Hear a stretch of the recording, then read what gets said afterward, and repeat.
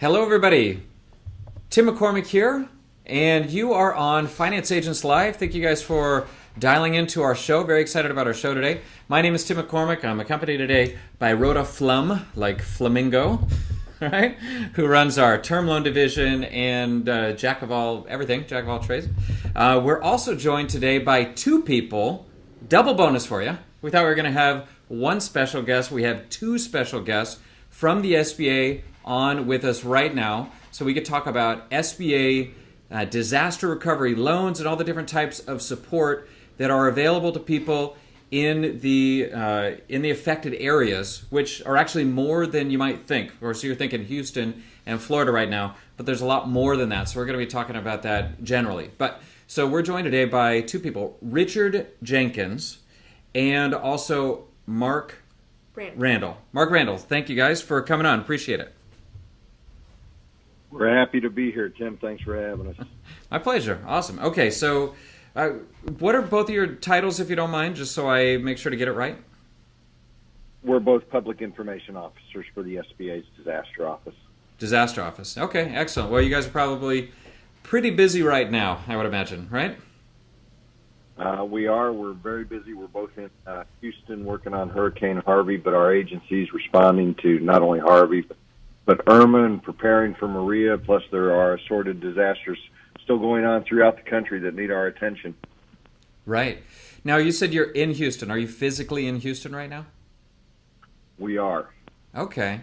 Are you guys at an office, or are you in one of those mobile offices? What's it like down there right now? Well, we're in a van going from place to place and meeting to meeting. So wow. Okay. Bear with us. We're on a cell phone, but that's the best we could do.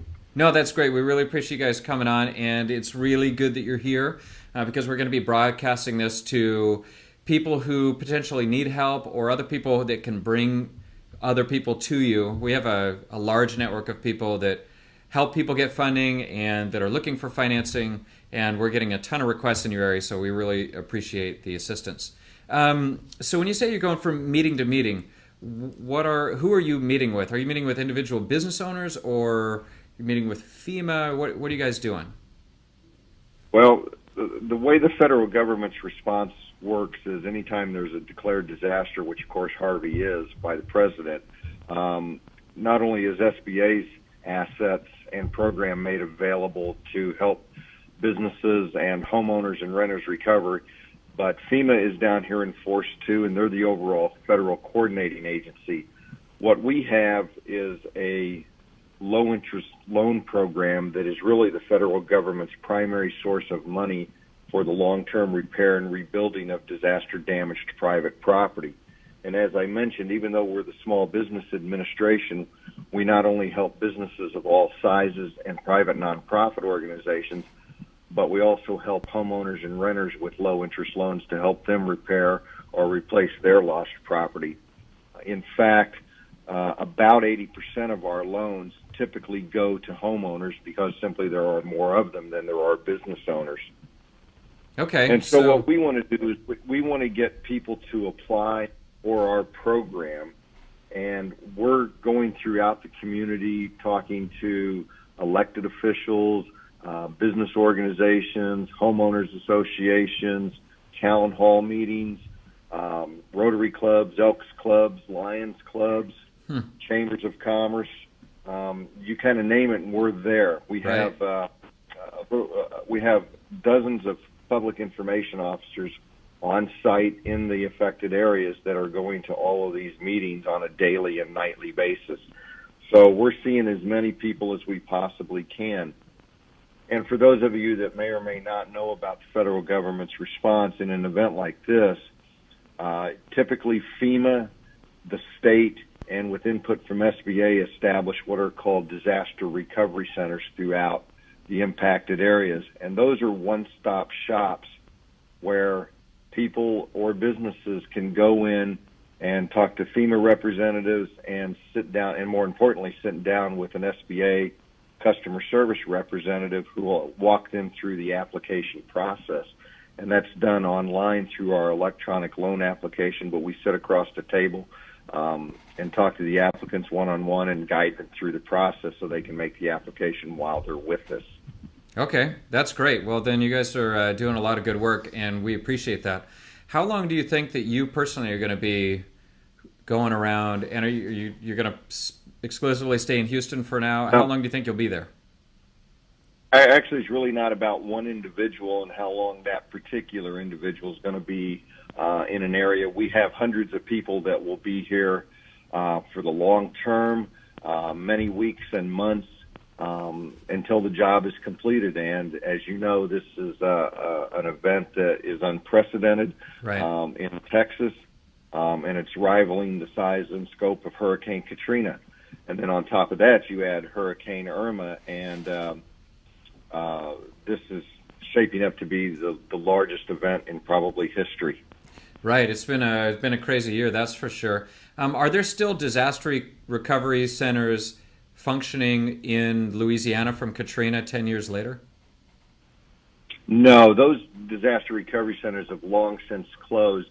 There is still a presence probably from FEMA working on public assistance projects that affect infrastructure and that sort of thing. But 10 years, or it's now 12 years on, the footprint there for Katrina is significantly and vastly reduced.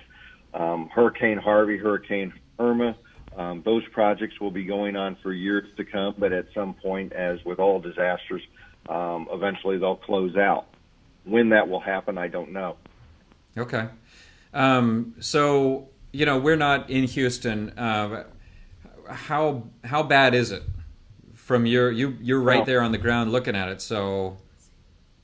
Well, clearly it's been a devastating event. As you travel throughout the area, there were many roads that were closed due to high water. Those are starting to reopen and have, for the most part, reopened. But everywhere you turn are significant piles of debris, many damaged homes and businesses.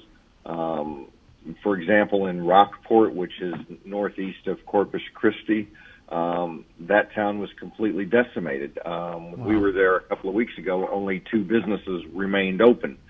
I'm sure there are more now that have reopened, but the damage was significant and widespread, and it's not going to recover for some period of time.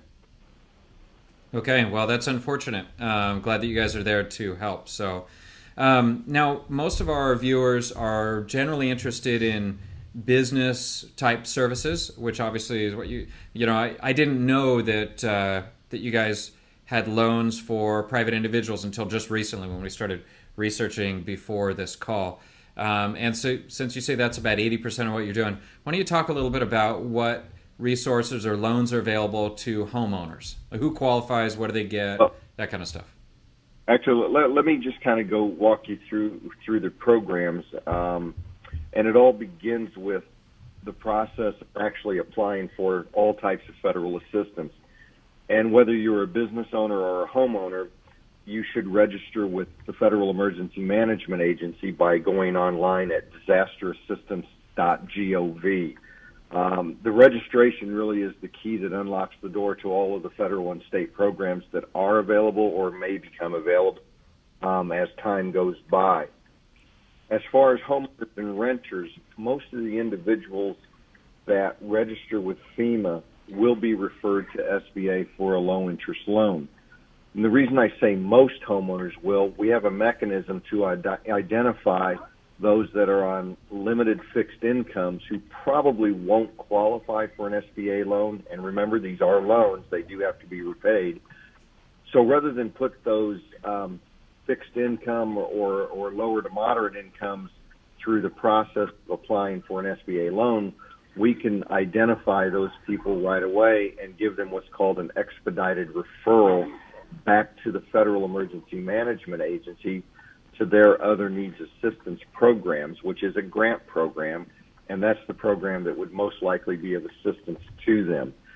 For those that we think may qualify for a loan, then we ask that they complete their application by one of 3 ways. They can come into a disaster recovery center and apply online with the assistance of our customer service representatives, or they can do that online at home or at any place where they have an internet connection. It's a fairly intuitive application, and they would be able to do it without our assistance, although by coming in to seeing us, they can have a lot of their question answered that they may not understand or just want some clarification on. And the third way is the old-fashioned way. They can request a paper application, and we'll mail them one, and they can fill it out and return it to us. That's probably the least efficient way to do it. It'll take longer, and it's just better to do it online.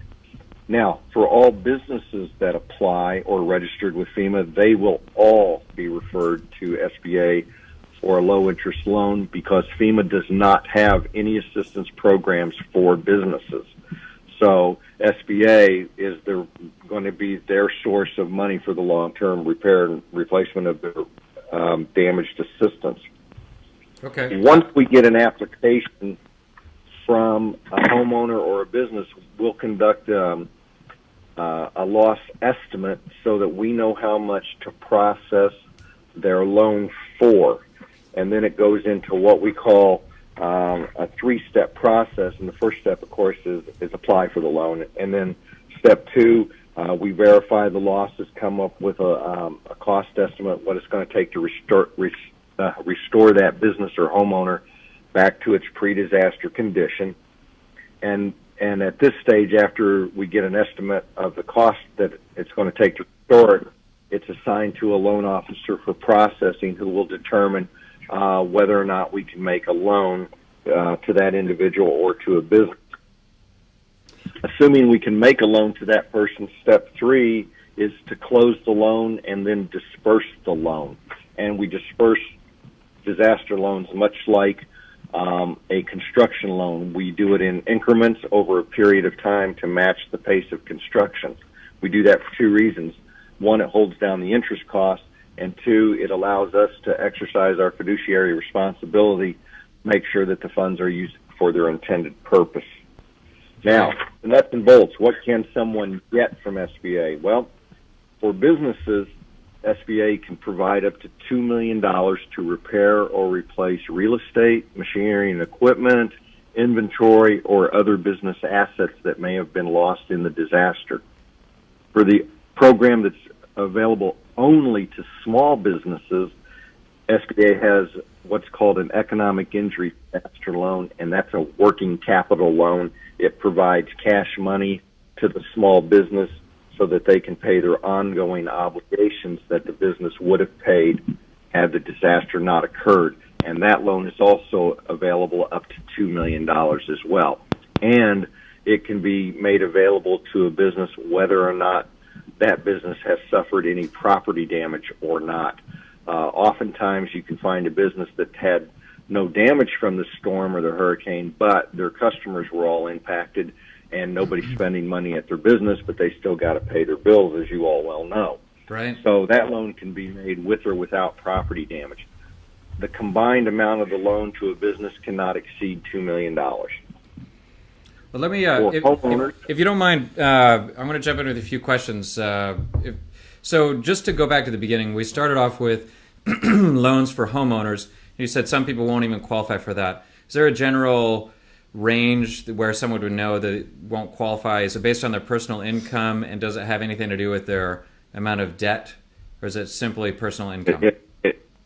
No, it exactly has to do with income and debt. We are strictly cash flow lenders, whether to homeowners, to renters, to businesses, or to private nonprofit organizations.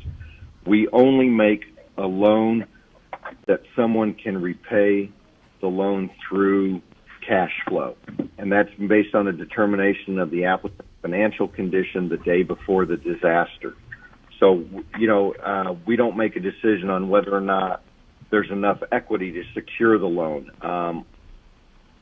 Somebody could own a building free and clear, but if they can't cash flow the loan, then we can't make the loan. Right. But on the same token, if someone has a building that's 95% encumbered, but they need $150,000, we'll still make the loan even though the equity won't secure the loan. We just ask that the borrower pledge whatever collateral is available to the extent that it's available to secure the loan. Okay, so how do you determine if someone is able to repay the loan? What ratios are you guys using? Let's start with just the homeowners and then move up to the different classifications of business owners. Well, we don't use any particular ratios where it's hard and fast. We look at each loan application individually and base our decision whether or not that individual, through cash flow and a history of their credit analysis, indicates that they can and will repay the loan. Do we look at starting points? Sure, but we have much more flexibility than what a private sector lender would take. For example, a bank. If the normal lending is 35% of monthly allowable fixed debt, we often exceed that, or 40% or 45%, sometimes higher than 50%. It just depends on the income and the debt of the applicant. Okay, what about credit ratings? How much does credit rating come into play? Well, we look at credit and we look to see whether or not that applicant has a history of paying their just obligations in a timely manner. But when we look at credit, if we see some bad credit, look at the reasons why the bad credit occurred, and then make a judgment on whether or not that's a reasonable explanation. For example, if you're a homeowner on a moderate income and you've got a car payment and your son broke his leg because he fell out of his tree, and you paid the doctor bills rather than the car payment for 1 month, that's a pretty good explanation of why you were behind a month or two on a car payment. So, we ask those kinds of questions. But someone with numerous collection accounts or numerous 90-day late pays, those are going to be much more challenging to get over. And in those kinds of cases, we probably won't make the loan because of poor credit prior to the disaster. And remember, everything's predicated prior to the disaster. We know that people are going to be behind on some payments after the disaster simply because they're probably spending every bit of disposable income to try to make their homes livable so they can move in, or maybe they've had to temporarily stay in a hotel and they got behind on their bills. Right. Okay. So would you say a 650 score in general is sort of a minimum? Based on how you described it, I wouldn't imagine somebody being much worse than that and fitting that criteria. Or do you even look at the score?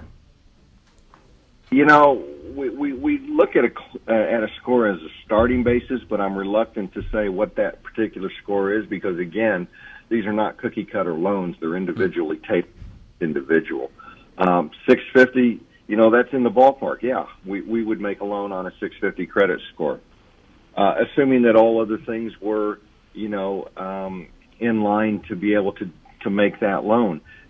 If it's on a very thin repayment schedule, there are judgments that we make. But here's the thing. If someone thinks they have a bad credit report so they won't qualify for a loan and they don't apply for a loan, they've already got their answer. They know what it is. They didn't apply. The answer's no. Right. But if they submit an application, at least that gives us an opportunity to look at it, ask some questions, and determine whether or not there's a basis upon which we can find to make the loan. Okay. All right. So let's say somebody qualifies for a $100,000 personal loan. Do they need to own a home, or no? They can be renting. Okay. It's number one. It's not a personal loan. These are real estate loans that are paid to repair or replace damaged homes, damaged primary residences, and we do secure those loans with collateral that is available.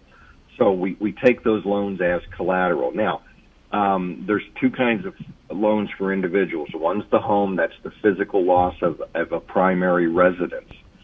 But you have renters that either rent single-family homes or rent an apartment. They, too, have lost personal property. So we can make a loan up to $40,000 to both homeowners and renters to repair or replace the personal property that they've lost. Okay, so even if they don't own the home, they can get a loan if they're a renter to replace personal property. That's correct. Okay. And then how many years is that loan, typically? Or is it a range or is it fixed? The terms can go up to 30 years. Typically, they are either a 15-year term or a 30-year term. Okay. But we do have some ability, but the maximum term is 30 years. In most cases, the interest rates on the loan are going to be 1.75%. There's no application. The entire interest rate is 1.75%, or is it 1.75 over prime? No, that's 1.75. That's the fixed annual percentage rate. That's pretty good. God bless Uncle Sam. Well, it's pretty good. That's a good rate. You got to remember, though. Well, the interest rate's very good, but you're asking somebody to pay for the same thing twice because they've already paid for the home once. Now they're borrowing to repair it, and so they're paying for it again. So it's a good interest rate. So yes, it makes it. It gives us a powerful tool to try to make loans that other lenders can't make. Combined with the low interest rate, the lack of collateral-based lending allows us to go where private lenders won't go. So, these are pretty powerful tools to make loans that others won't make. What's the processing time? How long does it take once you get documents submitted to approve and fund the loan? Because of the unprecedented activity brought on by Harvey and now Irma and potentially Maria, we're probably looking at in the neighborhood of about 4 weeks.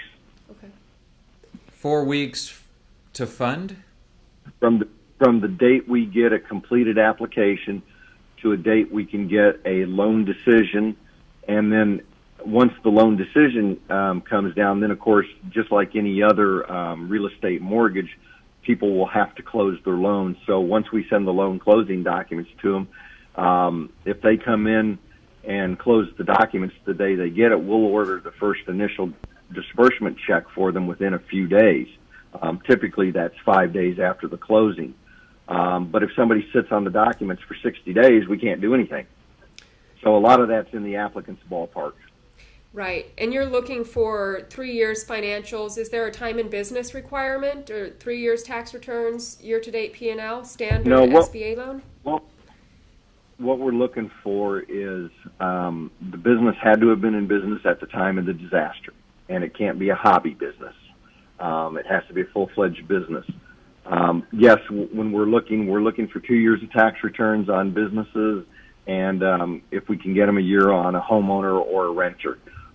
We have the ability to get tax returns directly from the IRS, but if those are transcripts and they don't show the kind of detail that we sometimes like to see on business tax returns, particularly corporations with a lot of affiliates or things of that nature.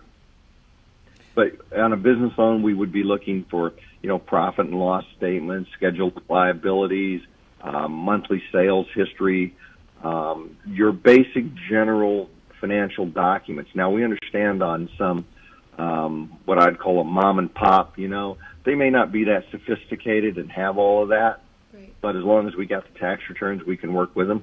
Okay. I'm in the thick of an SBA construction loan right now, and so for when you fund those, you still need all of the regular information from the contractor, like their W-9 information check, so that you can disperse the funds directly to them. You need a full bid, and you need equipment quotes and the whole 9 yards? Yes, no, and maybe. Okay. Sometimes we'll need full construction plans from a contractor. Other times it may be the damage does not require significant contractor's plans, but we may need a contractor's estimate, for example. No, we don't get into W-9s and all of that. These are different than SBA 7A guaranteed loans. These are these are direct federal loans that require no participating bank involvement.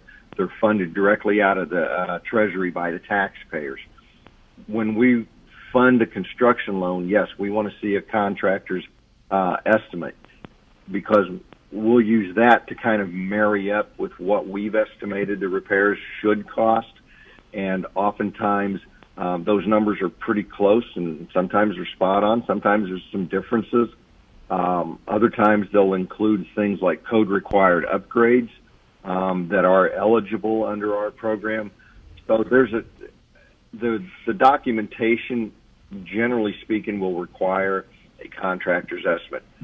Sometimes, depending on the project, it could require engineer's plans. Other times, it can just be a simple, very modest repairs that may only cost $15,000. So, the documentation won't be as stringent. You should all know, though, that we often go out to properties for a progress inspection to make sure that the construction project that we funded is actually taking place and doing what it was supposed to do. We may not do that on every single property, but we do that on properties at random. And is there an equity injection requirement? Sometimes there can be a prior injection requirement, and that's if the project, let's say we funded a $500,000 business repair, but the owner decided he wanted to expand it by adding an additional 2,500 square foot room for a different product line. We can do that, but we can only cover what was lost in the disaster. We don't cover business expansion, but it may make sense during the repair process to go ahead and build that expansion out, but we would make the borrower pay for that first by prior injecting, and based on the contractor's estimates and plans, we would know how much that is. So let's say that was another $50,000. Before our loan of $500,000 would kick in, that owner would be required to put in $50,000 of his own money to cover that additional cost. Okay, so if we had a client in your area whose business was booming right now because they're some sort of construction and they wanted working capital, they could not get a loan from you guys through this process. Well, if their need of working capital was a direct result of the disaster because of a lack of capital coming in because nobody's spending money, yes, but if it's booming, as you say, and they just need a working capital because their business is growing, that would probably not be eligible under our program because we can only cover the working capital needs necessary to keep that business viable and in business and to pay its ongoing obligations, not expand its business. Okay, and when you think about those costs, do you leave it up to the client to tell you what they think it should be and then sometimes you revise it down? Or do you guys just do your own determination for the exact amount and offer it after they apply? Both and all of the above. We do our own analysis to determine what the economic injury is and what the needs are. We do what's called the needs analysis. How much does that business need? It doesn't cover lost sales and it doesn't cover lost profits. Generally, a business owner will give us an estimate. Sometimes they're right on, sometimes they're way off. But we work with each business owner to determine exactly what they need to make sure that we're covering everything that they need to stay in business, because it does no good to only kind of, half fund it. Right. Now, we work with a lot of people who invest in residential properties to rent them out. So if I had someone who owned 10 residential properties, 5 of them were flooded and they didn't have flood insurance, why that would happen, I don't know, but let's say it happened. Is there any sort of assistance they could get for that, or are they exempt because they don't live in the home? No, if it's a qualified business rental property, whether someone has 10 or 50 single-family residences that they rent out, those are considered business loans, and they are eligible as long as it is a business as identified on their tax returns. That brings up a good point. When you're looking at real estate, maybe the person bought it 10 years ago, there hasn't been an appraisal on it for 10 years, and now it's destroyed. How do you estimate the value of the property? Well, we have a number of different outside third-party sources, county clerks, we look at comps in the area, but we're looking at not what the value of the house is in terms of rebuilding, but rather what it's going to take to repair the house. And then we try to figure out in the neighborhood located what the current fair market value is through property tax assessments or local assessments or through local comps, and then we know whether or not that will, help secure the loan or not. It just gives us an idea what the equity is in the property. Do you require that they have flood insurance on the property in order to get the loan, and what happens if they now cannot get flood insurance in a specific area? Well, anytime we make a loan to an individual or a business that got wet from a flood, whether it's in a flood zone or not, our policy is, number one, if it's in a special flood hazard area, then by law they're required to have flood insurance on the property. If they're outside of a special flood hazard area, but we're making them a loan because of a flood, then we will, as a matter of policy, require them to maintain flood insurance on that property for the life of the loan. If 5 years from now they've let that insurance lapse for whatever reason, they would be considered in default of the loan agreement, and we would not make them a future SBA disaster loan on that property because they did not comply with the terms of the original loan agreement. So if someone can't get flood insurance, they're not able to get a loan. Do you happen to know if there's areas where they're not going to rebuild at all? Sort of blackout areas? There are. I haven't. It's early in the disaster. We are not aware of any particular area where any local authority has said, no, you're not going to be allowed to rebuild. If they're not going to be allowed to rebuild, we can still help them by making them just be under the relocation aspect of the program. So we can do loans for relocation properties if a local authority says, nope, we're not issuing a permit to build, you're out of here. Okay, but let's say somebody had investment properties, but their credit was 550. So you're not going to be able to help them because they're below the margin, even if they have a lot of equities on the property, right?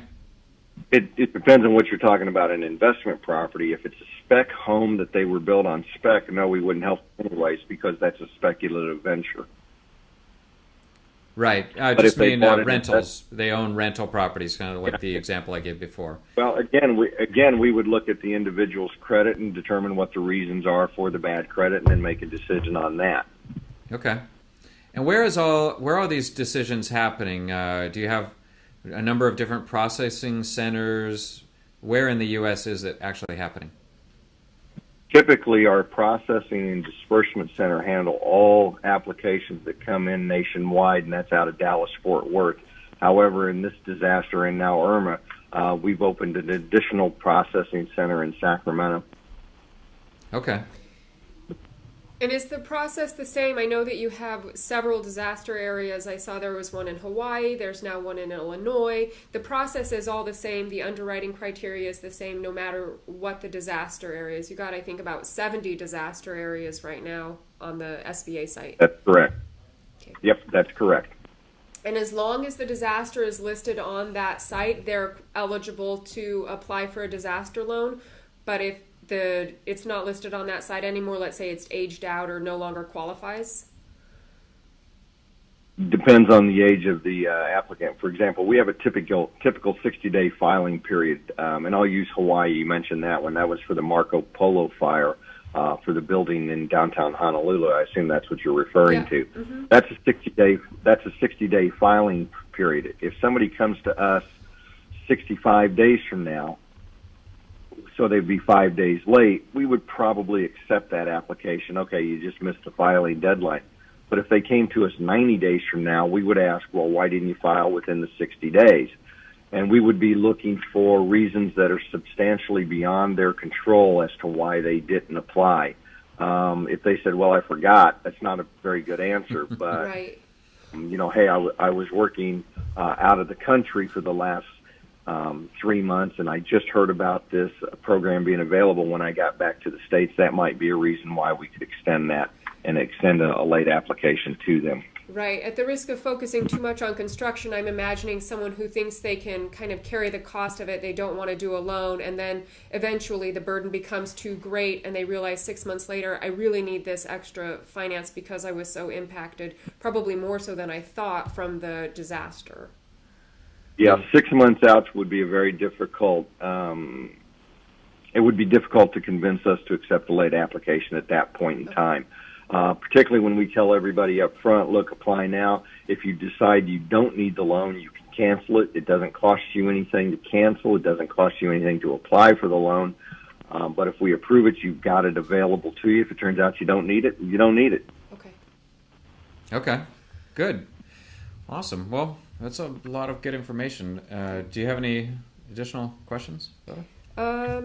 I think that's pretty much it. Do you have anything else that you think is critical to get out that you see a lot of mistakes small business owners or people making that you want to clarify, or rumors that you need to set straight? Yeah, let me.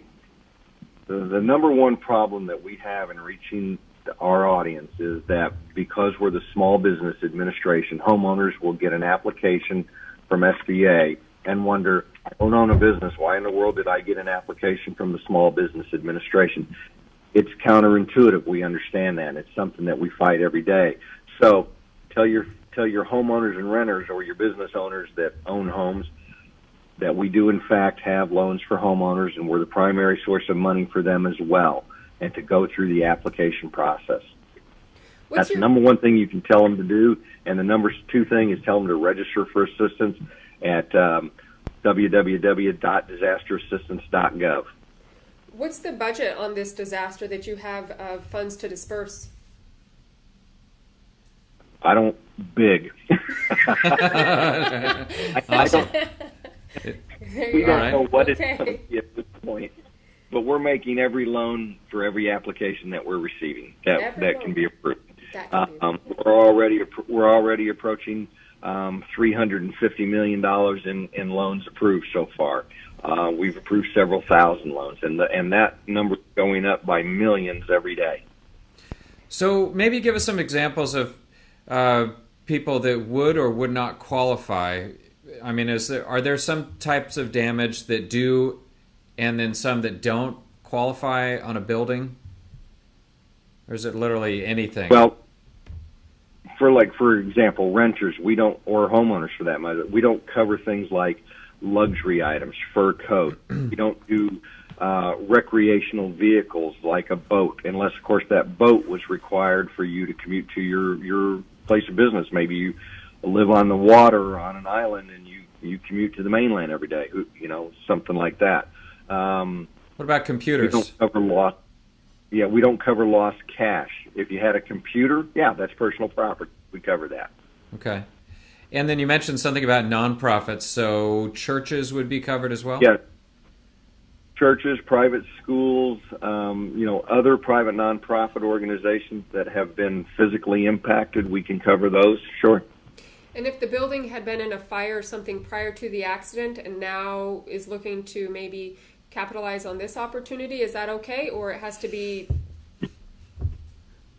The damage has to be the direct result of the declared disaster. So in Hurricane Harvey, if for some reason the electrical shorted out and caused a fire, that would be eligible. But if prior to Hurricane Harvey somebody knocked over an oil burning lamp and burned, half the kitchen up, that would not be covered. Okay. Are you seeing much coming out of Florida? Obviously, we've been talking about Houston, and I know you are there, but what are you seeing in Florida? How does that compare? Well, you're right. I am in Houston, and I've been focused solely on Harvey. That's in my territory. My territory covers everything west of the Mississippi. We have a mirror office in Atlanta that handles everything east of the Mississippi. But as you can imagine, we're seeing the same reports that you all are seeing. Florida took a direct hit from a Cat 5. The Florida Keys have been decimated. The Virgin Islands and Puerto Rico were heavily damaged. And now with Maria right at Puerto Rico, that's going to make that whole situation even worse. There is a lot of damage. Are these loans available in Puerto Rico and the U.S. Virgin Islands? Yeah. Yep. As well as Florida, and I believe Georgia and maybe South Carolina, but don't quote me on that. Okay. How much extra hiring and training do you have to do to process all this within a month? That also seems like a daunting task on a SBA side. We are. If you know of anybody that wants a job as a loan officer, as an attorney, as a paralegal, as clerical support, public information officers, have them get in touch with us. On the website, there's a link to jobs for Harvey and Irma. We need a lot of people, and we need them rapidly. However, tell them if they want to apply, be prepared to work 12 and 14 hours a day, 6 and 7 days a week for weeks on end. Great. There Wow. you go. Okay. Kind of like a small business owner. Yeah, like all of our clients. It's not unusual for our folks to work 80 hours a week. Wow. But do they need to be... And I'm not exaggerating. No, I believe you, and we appreciate the hard work. Do they need to be in Sacramento or Dallas for that? Well, certainly in Sacramento, there are loans for paralegals and clerical and attorneys and loan officers. And in Dallas, of course, they have the same needs there as well. And then we also have my office, particularly out of Sacramento as well, needs customer service representatives. And we need dozens, if not hundreds, of those folks. And those are the people that sit in the disaster recovery centers and the business recovery centers and talk to those impacted face-to-face and help them complete the application. That work is extremely rewarding, and people get to see and talk to people firsthand about their experiences and what they're seeing and doing. So, but it's hard work, and it's long days. So tell your friends and family if they want a job and want to make some money. This is the time. Great. Do they get overtime? Or they? No, we really appreciate the work that you guys are doing. They do get overtime. Oh. We do pay overtime. Anything over 40 hours a week, we pay overtime. Oh, wow. And if we travel them away from their homes more than 50 miles, we'll pick up the tab on their hotel. We'll pay them per diem every day so they can eat, and we'll cover rental car and gas if they need it. Great. Well, good. We really appreciate the hard work you guys are doing, and we hope that that you can get home relatively soon as at least you want to.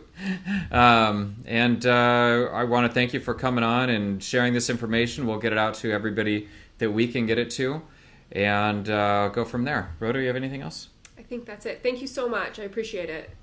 You're welcome. Thanks a lot for having us. We'll talk to you later. Thank you. Bye-bye. Bye.